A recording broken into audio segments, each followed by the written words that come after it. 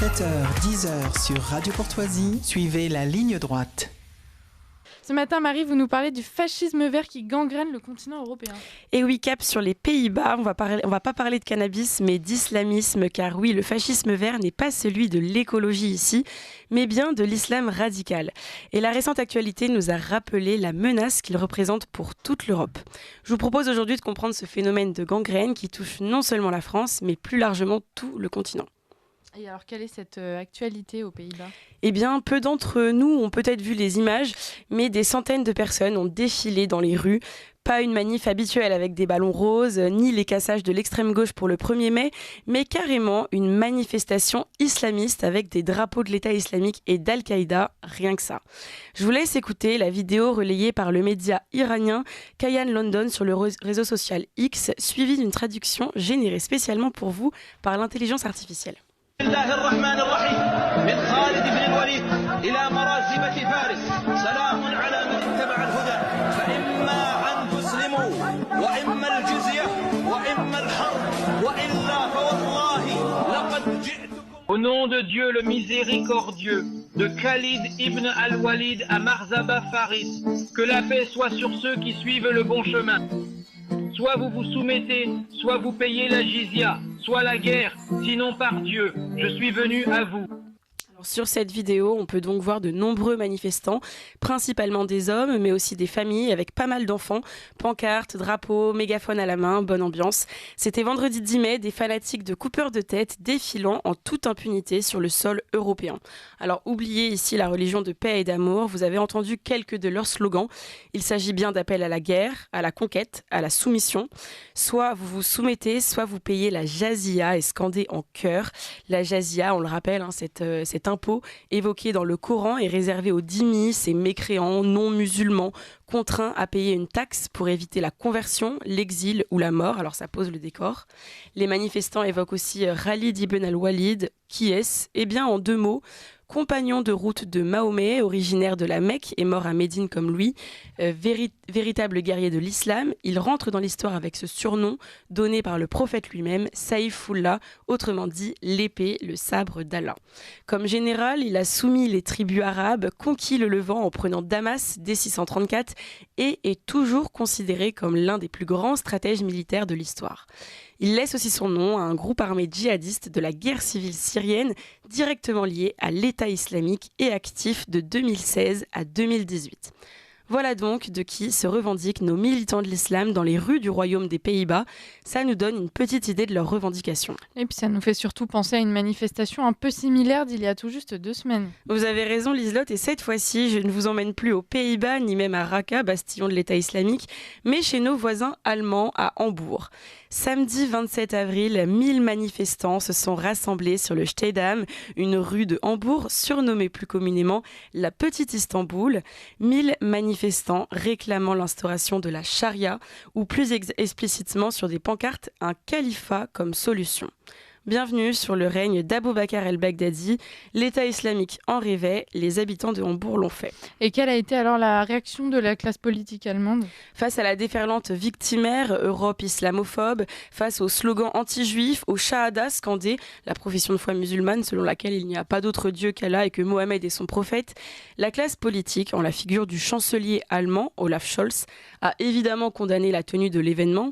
Mais qu'est-ce qu'une condamnation post-manifestation ? Car la vraie question, c'est comment expliquer qu'elle ait tout simplement pu avoir lieu. Le groupe organisateur est Muslim Interactive, des islamistes allemands proches de ceux du Hizb ut-Tahrir, classés terroristes et interdits en Allemagne, et proches également des frères musulmans. Ces revendications sont simples, la charia vestimentaire, alimentaire et toute autre forme d'islam dans l'espace public. Leur méthode est simple, agitation et victimisation. Ils dénoncent, je cite, la politique assimilationniste d'être à l'origine des violences envers les musulmans. Et ces mouvements et manifestations islamistes sont loin d'être spontanés, mais finement orchestrés. Et oui, je mentionnais à l'instant les frères musulmans, et justement, il y a beaucoup de choses à en dire. D'abord, rappelons leurs origines et leur champ d'action. Fondés en Égypte il y a un siècle par le grand-père de Tariq Ramadan, ils en sont expulsés grâce à une politique lucide antifrériste qui les interdit tout juste 20 ans après leur création en 1948. Ils fuient alors dans les pétromonarchies, Arabie Saoudite, Émirats Arabes Unis, dont ils sont à nouveau expulsés et interdits et finissent principalement au Qatar, leur grand argentier et soutien diplomatique, et en Turquie. C'est aujourd'hui leurs 2 principaux points de chute au Moyen-Orient. Interdits aussi de Syrie depuis les années 80, les frères musulmans sont en revanche bien implantés en Palestine puisque le Hamas, dont on parle beaucoup en ce moment, est leur branche locale. Et les liens entre frérisme et cause palestinienne se font sentir jusque dans nos facs. Vous avez raison, éminent soutien de la cause palestinienne. Ils sont aussi derrière les mouvements de blocage des lycées et facs. On pense principalement à Sciences Po ces dernières semaines, mais pas que. En France et en Europe, ils agissent masqués, c'est l'éternelle technique de la taquilla. Florence Bergeau-Blacker, experte du frérisme, explique, je la cite, que les frères musulmans mènent une guerre de basse intensité contre la France, qu'ils veulent rendre nos sociétés charia compatibles. Très réjouissant.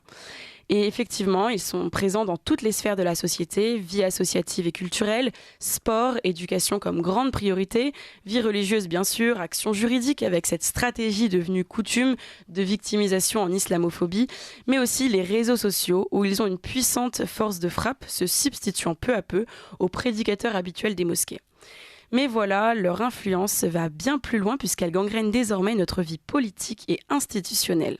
Alors détrompez-vous si vous croyez que l'organisation frériste pratique le terrorisme, elle use de méthodes nettement plus douces. Ils donnent des consignes de vote, entourent les élus locaux, soutiennent des commerces communautaires, signent des partenariats économiques avec des grandes marques, usent d'une rhétorique anti-française avec à terme cet objectif pas si insurmontable, accéder au pouvoir par les urnes grâce au rouage démocratique, grâce au silence complice et à l'inaction de nos politiques. Et le gouvernement prend enfin la mesure du problème et semble avoir dans le viseur Marie, non ? C'est bien de se réveiller de la léthargie à quelques semaines des européennes, car entre 2019 et aujourd'hui, ils ont tout de même doublé dans leurs effectifs, passant de 50 000 à 100 000 adeptes en France, selon le renseignement territorial. Le gouvernement, en la figure de Gérald Darmanin, a donc enfin, c'est vrai, lancé une offensive publique contre la mouvance des frères musulmans, avec un rapport prévu pour l'automne sur la menace qu'ils représentent. Est-ce que ça servira à grand-chose ? Pas si sûr, mais ce ne sera pas moins intéressant. Est-ce qu'il y a seulement une solution pour espérer enterrer à jamais le frérisme ? En fait, c'est assez paradoxal, parce que l'Europe accepte sur son sol une organisation pourtant interdite ou très isolée chez beaucoup de nos alliés du Moyen-Orient et du Maghreb. On peut pourtant s'inspirer du modèle autrichien où les frères musulmans sont interdits depuis 2021. Comme de nombreuses associations nient leur affiliation à la mouvance, on pense aux musulmans de France notamment, l'Autriche contourne la faille et condamne par exemple l'emploi de slogans faisant l'apologie de leur idéologie. Donc c'est passible d'une peine de 4 000 € d'amende et 1 an de prison, c'est déjà ça.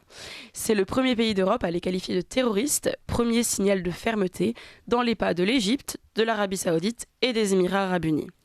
Une chose est sûre, ce ne sera pas faute de nous avoir prévenus. Un récent article d'Alexandre Delval dans Atlantico rassemble justement ces multiples avertissements venus du monde musulman que l'Europe refuse obstinément d'entendre sur le danger islamiste. C'est le titre de l'article. Prenons l'exemple du ministre des Affaires étrangères des Émirats Arabes Unis, Abdullah bin Zayed.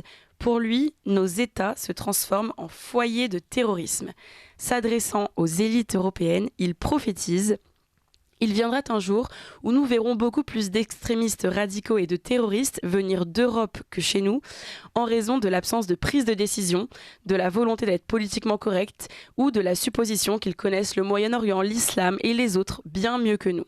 Et je suis désolée, mais c'est de la pure ignorance. Eh bien, on va finir sur ces propos aux airs assez prémonitoires.